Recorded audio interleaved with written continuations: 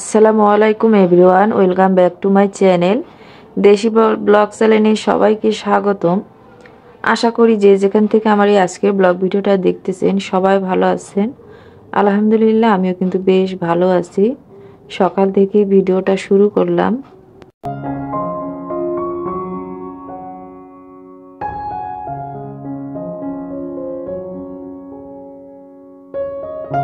আমার বর বের হয়ে গেছে, আর ও যখন বের হয়ে যায় এখানে বাইকটা থাকে, সেটা নিয়ে যাওয়ার পর অনেক বেশি ধুলা ময়লা কেন জানি আবারও বের হয়। তো সেই জন্য ও যাওয়ার পরই আগে আমি ঝাড়ু দিয়ে নিই, আর সেই কাজটাই করতেছি। এখন যেহেতু কনকনে শীত, মানে অনেক বছর পর মনে হয় এই শীতটা পড়ছে। তো এত শীতে আর কম্বল থেকে বের হতে ইচ্ছে করে না। কোনো রকমে বের হয়ে ফ্রোজেন পরোটা ভেজে দুধ চা করে ডিম পোস্ট করে আর কি নাস্তা করছি আমরা। এরপরে এই তো এই কাজটা করতেছি। আর এই যে চালের বস্তা আর তেল, এটা কিন্তু আমার 15 দিন যায়। তো 15 দিন পর পর আবার নিয়ে আসা হয়। ওগুলা নিয়ে আসে এখানেই রাখছে, ছাই মুঠে চালের বস্তাটা থেকে আর কি ড্রামে চাল ঢেলে দিবে। ওই জন্য ওটা আর কি প্যাকেটটা একটু ঝাড়ু দিয়ে ঝেড়ে এখানেই রেখে দিলাম। আমি এত ভারী জিনিস টানা হেঁচড়া করতে পারি না। আর রাত্রেবেলা এখানে ওয়াটার পট চার্জ দেওয়া হয়, মোবাইল চার্জ দেওয়া হয়। সেই হচ্ছে চার্জারগুলো আর কি আমি খুলে রেখে দিলাম। আর টেবিলের উপরটাও অনেক বেশি ময়লা হয়ে আছে, মানে এই যে রাতে যা কিছু হয় মানে এখানেই রাখে সবাই, সেই জিনিসগুলো এখানে আছে, ওগুলো একটু সরিয়ে গুছিয়ে নেই। সকালটা কিন্তু এভাবেই শুরু হয়। অন্য সময় মানে গরম হলে কি করতাম, টেবিলটা আগে পরিষ্কার করে তারপর নাস্তা খাওয়া হতো। কিন্তু যেহেতু অনেক শীত, আর এগুলো এক সাইডে রেখে এখানেই আর কি নাস্তা করা হয়েছে। এগুলো রাত্রেবেলা নিয়ে আসছিল, তো একটা টিস্যু প্যাকেট নিয়ে আসা হয়েছে, আর জিরা গরম মশলা শেষ হয়ে গিয়েছিল, সেগুলাই নিয়ে আসা হয়েছে। ওগুলাই আমি একটা ঝুড়িতে রেখে দিলাম, পরে জারে করে মানে জারে তুলবো। আর টেবিলটা এখন সব সরিয়ে টরিয়ে নিচ্ছি। তালা খুলে এখানে তালাগুলো রাখা হয়েছিল, ওগুলো ঠিকঠাক করে নিচ্ছি। টেবিলটা যেহেতু হাতের কাছে, তো যা কিছু পায় সব এখানে রাখে। আর আমিও দেখেছি সব জিনিস কিন্তু প্রথমে এসে এখানে রাখতে ইচ্ছে করে, সেই জন্য আমি আর কিছু বলি না। আর আচারের জারটা সরিয়ে ফেললাম। আর এখন এই জায়গাটা তো পরিষ্কার করে নিলাম পুরাটাই, কিছুটা ক্যামেরার সামনে আর কিছুটা ক্যামেরার বাইরে। আচ্ছা, আজকে আপনাদের সঙ্গে আমি একটা জিনিস শেয়ার করি। অনেকের অনেক প্রশ্ন থাকে আমার এই কড়াইগুলো সম্পর্কে জানার, আসলে আমার অনেক ভিউয়ার্সের অনেক ইচ্ছা, তো আমি কিন্তু কমেন্টে বলে দেই। তো কমেন্টে যতই বলে দেই, আজকে ভাবলাম একটু ডিটেলে আপনাদের সঙ্গে শেয়ার করি, যেহেতু জিনিসগুলো আমি পরিষ্কার করতেছি। এই যে আমার হাতে এই কড়াইটা, এইটা কিন্তু হচ্ছে 28 সিএম। তো এই 28 সিএমের এই কড়াইটা আমি মূলত কিনছি মিষ্টি কিছু বানানোর জন্য। আর মিষ্টি জিনিস বানানোর উদ্দেশ্যে এটা কেনা হলো, আজ অব্দি এটা কিন্তু এখনও আমি ইউজ করিনি। আর বাকি যে তিনটা দেখতেছেন, এই তিনটা আমি সব সময় ব্যবহার করি। মানে এগুলা ব্যবহার করতে যে কি মজা, যারা করে তারাই জানবে। এগুলা যেমন তেমন করে ব্যবহার করা যায়, আবার মাজা ধোয়া খুবই সহজ, খুব তাড়াতাড়ি পরিষ্কার করা যায়। এবং এটা ইন্ডাকশনে দেন আর গ্যাসের চুলায় দেন, যেটাতেই দেন আপনার রান্না আপনি মন মতো করে করে নিতে পারবেন। তো একটা আমার আছে হচ্ছে 32 সিএম, একটা আছে হচ্ছে 28 সিএম, আর একটা আছে হচ্ছে আমার 30 সিএম। তো এই হলো আমার আর কি জিনিসপত্র। আর যে ভাতের পাতিলটা আছে ওইটা হচ্ছে সব থেকে বড় সাইজ, ওইটা আমি ভাত করার জন্যই কিনছিলাম মূলত। আমি একটা একটা করে ভালো করে দেখে দিচ্ছি। এইটা হচ্ছে এসকেবির। তো এর ঢাকনাতেও খোদাই করে লেখা আছে এসকেবি, এবং পাতিলটাতেও। আর হচ্ছে একটা এখানে শুধু হাঙ্কো আছে। আমার কাছে হাঙ্কো প্রোডাক্টটা, এই যে এইটা হাঙ্কো প্রোডাক্টটা আমার একদমই ভালো লাগে নাই, এসকেবির গুলাই বেশি ভালো। এটা যেহেতু পুরাটাই স্টিল, তো এটা রান্না করতে গেলে এই যে হাঁড়ি পাতিলটা একটু বেশি হচ্ছে কেমন জানি গরমও হয়ে যায় বেশি, আবার হচ্ছে আপনার হচ্ছে লাল হয়ে যায় পাতিলের নিচে। এইটাও কিন্তু এসকেবির। আমার কাছে মনে হয়েছে যে সব থেকে রান্না করে মজা হচ্ছে এসকেবির পাতিলে। এটাতে 1.5 কেজি চালের ভাত রান্না করি আমি। আর শীতের সময় এটাতে গরম পানি দিই, 10 মিনিটে একদম পানি ফুটে যায়, এত সুন্দর গরম হয় আর কি। তো এটাতে তলানিতে মানে কোনো খাবার লেগেও যায় না। বিরিয়ানি করাও এটাতে অনেক ভালো হয়। আবার এটাতে কিন্তু আপনারা চাইলে পায়েস খুব সুন্দর রান্না করতে পারেন, মানে সব কিছু খুব ভালো ওটাতে রান্না করা যায়। এটাতে সব সময় আমি তরকারি রান্না করি। তো 10-12 জন মানুষের তরকারি এই কড়াইটাতে খুব সুন্দর রান্না করা যায়। আর এসকেবি জিনিস মানে ব্যবহার যারা করেনি তারা একটা কিনে ব্যবহার করে দেখতে পারেন। আমার কাছে মনে হয় যে আপনি যত পাতিল ব্যবহার করছেন সব থেকে এটাতেই আপনার শান্তি মনে হবে। তো এই পাতিলগুলো আমার মানে একটা একটা করে আমি কিনেছি। একবারে কেনার মতো আসলে আমার এত টাকা খরচ করার মতো অ্যাবিলিটি ছিল না, সেই জন্য আমি একটা একটা করেই কিনছি। আর এগুলো আমি এইভাবেই রেখে দিই হাতের কাছে, যেন রান্নার জিনিস যেহেতু সবসময় হাতের কাছে পাওয়া যায়।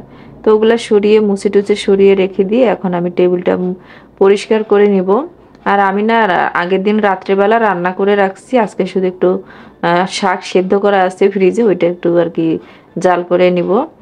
এই তো রান্না যেহেতু নাই এই জন্য সব কিছু ভালো মতো পরিষ্কার করা যাচ্ছে। ইচ্ছে করেই আমি আগের দিন রাত্রিবেলা বা সন্ধ্যাবেলা রান্না করে রাখতেছি। সকালবেলা শীতের দিনে কম্বল থেকে বের হতে ইচ্ছে করে না, তো একটু আরামায়েশে আমি করতে চাচ্ছিলাম সেই জন্য।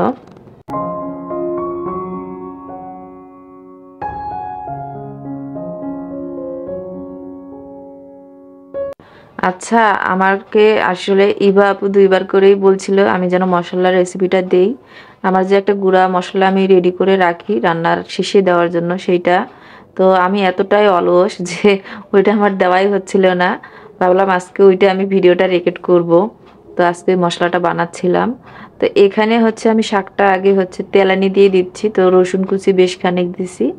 আর হচ্ছে শুকনা মরিচ, কাঁচা মরিচ, পেঁয়াজ, এখন হচ্ছে আলু সেদ্ধ করা আলু শাকটা দিলাম, একটু সামান্য পরিমাণে লবণও দিয়ে দিব। দিয়ে শাকটা বাগার দিয়ে দিচ্ছি। আর রান্না তো নাই, ওই জন্য আজকে মশলার রেসিপিটা শেয়ার করব। আর আমি একটু অলস প্রকৃতির মানুষ, তো আমার একটু আরামায়েশে থাকতে ভালো লাগে, কিন্তু সংসারের চাপে সেই সব কিছু উবে গেছে। এই জন্য আমি রাত্রেবেলা একটু রান্না করে রাখতেছি আর সকালবেলা একটু দেরি করে উঠতেছি। খুব বেশি দিন যে এই অভ্যাসটা থাকবে এমনটা না, আসলে সুমাইয়ের স্কুল খুলে যাচ্ছে। তো আজকে যখন ভয়েস দিছিলাম আজকে কিন্তু হচ্ছে ওর প্রথম ক্লাসটা হয়েছে। আর দুপুরে হচ্ছে ওর টিফিন নিয়ে যায়, তো সব কিছু মিলে ভাবলাম রাত্রে তরকারি রান্না করে রাখি, সকালে রাইস কুকারে ভাত দেওয়া যাবে, আর যদি কিছু একটা করার থাকে সেটা করাও যাবে। তো দুই একটা তো রান্না করতেই হয়। আর আমার হাজব্যান্ড মাশাল্লাহ দিলে খুব ভালো মানুষ, রাতে রান্না করে রেখে পরের দিন ওভেনে গরম করে দিলে কোনো কথা বলে না, দিয়ে দেয়। তো এখানে দেখেন আমি এই কাপটা দিয়ে 1 কাপ জিরা নিছি, আর সেই একই কাপ দিয়ে 2 কাপ পাঁচফোড়ন নেব। তো এটার একটা পাঁচফোড়নের মানে যে স্ট্রং ফ্লেভারটা সেটাই মূলত একটু থাকবে বেশি।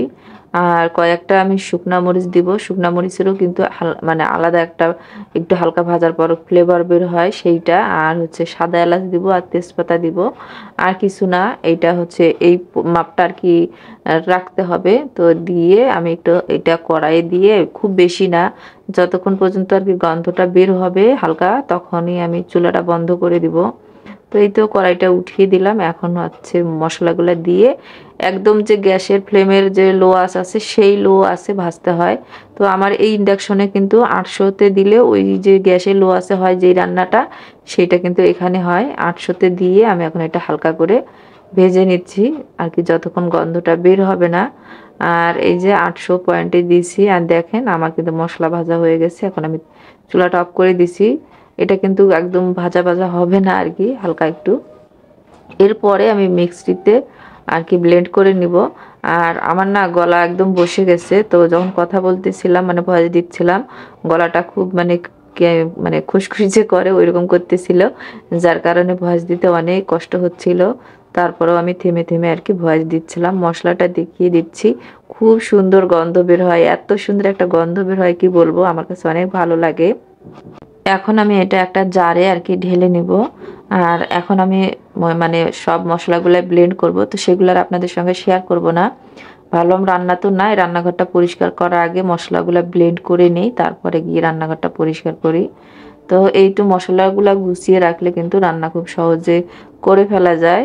আর আমার এই যে যে জারটাতে আমি মশলা রাখি এটা একটা মাপ আছে, তো আমি যেই মাপে মশলা নিয়েছি ওই মাপে এটাতে ঠিকই একদম ধরে যায়। আর মশলাটা একটু পড়তেছে তো খারাপ লাগতেছে না, কারণ আমি চুলাটাতে পরিষ্কার করব।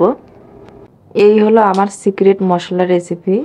তো এই মশলাটা যে কোনো তরকারিতে, যেমন ডিমের কারি, তারপরে মাছের কারি, মানে রান্নার শেষে লাউয়ের তরকারি করি যে আমরা বিভিন্ন রকমের, তো শেষে হচ্ছে এটা একটু দিলে খুব সুন্দর একটা ফ্লেভার থাকে আর ভালো লাগে খেতে। তো এরপরে হচ্ছে এখন বিকেলবেলা আর আমি ক্যামেরা অন করিনি। তো একদম সন্ধ্যার মুহূর্তেই আরকি। তো আমার এখন চা খেতে ইচ্ছে করছে। আর এই বিস্কিটগুলা নিয়ে আসা হইছে। ভাবলাম একটু বিস্কিট রাখি। স্কুল খুলে গেছে সুমাইয়ার।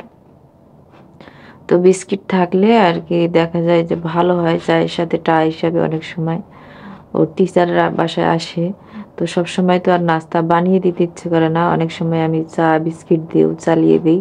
শীতের দিন আর কি করব? তো এইজন্য বিস্কিট তুলে নিচ্ছি। এরপরে আমি হচ্ছে চা খাবো এইজন্য। আর এই যে এই বিস্কিটটা এটা হচ্ছে বেকারির আইটেম বিস্কিট খুবই টেস্টি লাগে এই টাইপের বিস্কিটগুলা। আর আমি হচ্ছে চায়ের সঙ্গে টোস্ট খেতে পছন্দ করি। ওইজন্য ১ প্যাকেট টোস্ট বিস্কিট নিয়ে এসেছি। তো আমার অনেক জিনিস দেখি, অনেকের অনেক কোয়েশ্চেন থাকে সেগুলো সম্পর্কে জানার। তো আমি চেষ্টা করি জানার মানে বলার। বেশিরভাগ সময় আমি তো কমেন্টের রিপ্লাই দেই, কিন্তু যখন আমি ভয়েস দেই তখন গিয়ে কিন্তু আর আমার কমেন্টের মানে রিপ্লাই দেওয়ার অভ্যাসও নাই। আর ওই সময় আমার অত মনেও থাকে না, কারণ আমি অনেক তাড়াহুড়া করে যেকোনো একটা সময় বেছে নিয়ে আমি ভয়েসটা দেই। তো অনেক বেশি সময় নিয়ে যে আমি ভয়েস দেই এরকম না। তো আমার ভয়েস শুনলে আপনারাও বুঝতে পারবেন যে আমি কত তাড়াহুড়ার মধ্যে ভয়েসটা দেই। আর চা বসিয়ে দিছি। এখন ১ কাপ চা নিয়ে কম্বলের মধ্যে গিয়ে বসে চা খাবো। শীতের দিনে লেপ কম্বলের মধ্যে মানে ঢুকে চা খাওয়ার মজাটাই আলাদা। আর আজকে শীত তো একদম রেকর্ড ছাড়িয়ে গেছে। আমার গলাটা একদম ধরে গেছে। জ্বর, সর্দি, কাশি কিছু না। তারপরেও গলাটা ঠান্ডাতেই বসে যাচ্ছে মনে হয়। সারাদিন পানির কাজ করতে হয়। আর যখনই দেখবেন আপনি বিপদে থাকবেন, আপনি সমস্যায় থাকবেন, তখন আপনি কাজের খালাদেরকে একদমই পাবেন না। তো আমার সঙ্গেও সেরকম হয়েছে। শীত যখনই বেশি শুরু হয় তখন আর কাজের খালা আসে না। তো এরকম আসতেছে না, প্রায় ১ সপ্তাহ হয়ে গেল। আমিও আর ওইজন্য ডাকিনি। কারণ বেশি শীত, তো জোর জবরদস্তি করে কাজ করার পক্ষে আমি নই। তো যাই হোক, এখানে দুধ চা ঢেলে নিচ্ছি। আর এই চা মানে আজকে ঢালতে গিয়ে তাড়াহুড়া করছি। ভাল লাগতেছে না আমার রান্নাঘরে থাকতে কেন জানি। তো চা একটু ছড়ায় পড়ে গেছে, আবার ওগুলা মুছে-টুছে নিলাম। যখনই তাড়াহুড়া করবেন দেখবেন যে আপনার কাজ আরো বেড়ে যাবে। তো তারপরে আমি চা খেয়ে নিছি। আর সুমাইয়া চা খাওয়ার সময় বলতেছিল ওকে যেন আমি একটু ম্যাগি বানিয়ে দিই। তো ওকে একটু ম্যাগি করে দিলাম। আর ও টিভি দেখতেছে। ওই ম্যাগিটা খেয়ে ওকে পড়াতে বসাতে হবে। আর সুমাইয়ার এখনো বই দেয়নি কিন্তু। আজকের ব্লগটা এখানেই শেষ করে দিচ্ছি। আল্লাহ হাফেজ।